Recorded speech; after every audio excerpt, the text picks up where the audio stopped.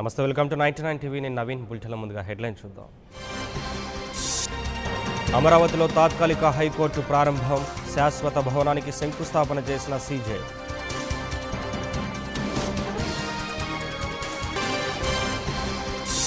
అధికారులతో సమీక్ష, ఆలయ పనుల పరిశీలన, యాదాద్రిలో సీఎం కేసీఆర్ పర్యటన.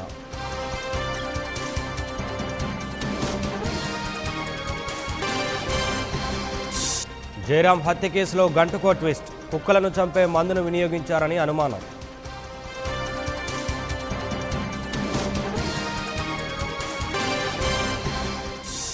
హామీల అమలులో కేంద్రం విఫలం, ఏపీలో ప్రధాని పర్యటనను అడ్డుకుంటామన్న సిపిఐ.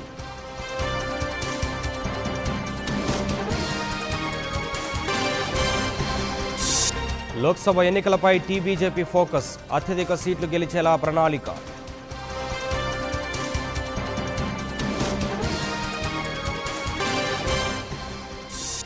సాయంత్రం ఢిల్లీకి వైఎస్ జగన్, ఓటర్ లిస్టుపై సీఈసీకి ఫిర్యాదు.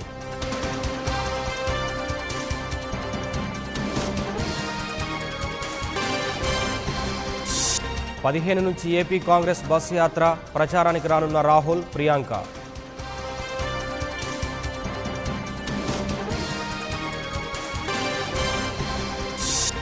ఐదుగురు సభ్యులతో జనసేన స్క్రీనింగ్ కమిటీ, ఫిబ్రవరి 2వ వారంలో బాధ్యతల అప్పగింత.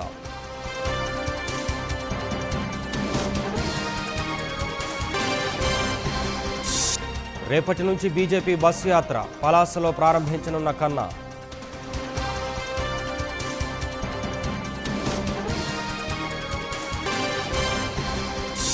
కాంగ్రెస్కు మాజీ కేంద్ర మంత్రి కిషోర్ చంద్రదేవ్ గుడ్ బై, బీజేపీలో చేరేందుకు యోచన.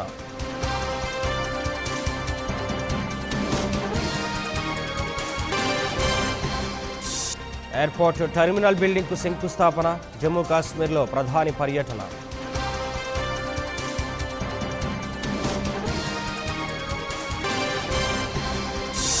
రామమందిర నిర్మాణం చరిత్రాత్మకం, ప్రతిపక్షాలు అసత్య ప్రచారాలు చేస్తున్నాయన్న అమిత్ షా.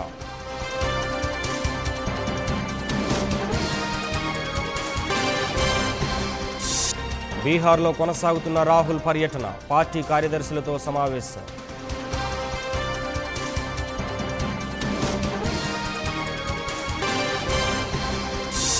యూపీలో జాతిపిత బొమ్మను కాల్చిన హిందూ మహాసభ, రేపు దేశవ్యాప్తంగా కాంగ్రెస్ నిరసన.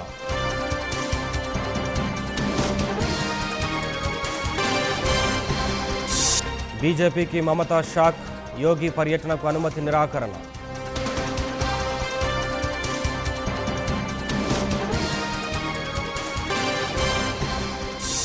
ప్రాణహాని జరిగితే కేంద్రానిదే బాధ్యత, 4వ రోజు అన్నా హజారే నిరసన.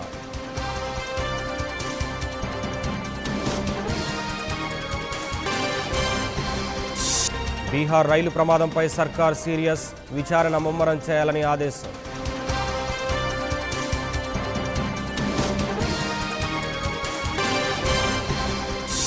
రైలు ప్రమాదంలో 7కు చేరిన మృతుల సంఖ్య, 5 లక్షల పరిహారం ప్రకటించిన రైల్వే శాఖ.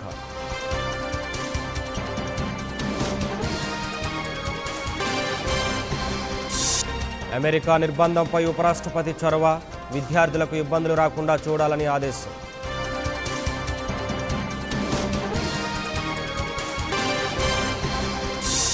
సిబిఐ నూతన డైరెక్టర్గా రుషికుమార్ శుక్లా ఎంపిక చేసిన ప్రధాని నేతృత్వంలోని సెలక్షన్ కమిటీ.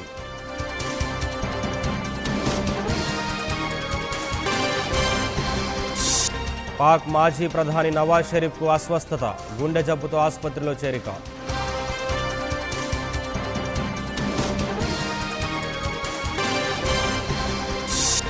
ఈ నెల 6న నింగిలోకి జీశాట్ 31 ఉపగ్రహం, గయానాలోని కౌరు అంతరిక్ష కేంద్రం నుంచి ప్రయోగం.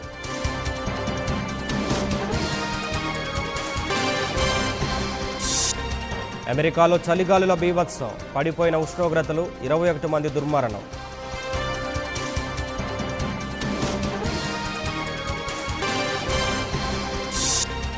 ముంచెత్తిన వరదలు, జనజీవనం అస్తవ్యస్తం, జలదిగ్బంధంలో ఆస్ట్రేలియా ఈశాన్య రాష్ట్రాలు.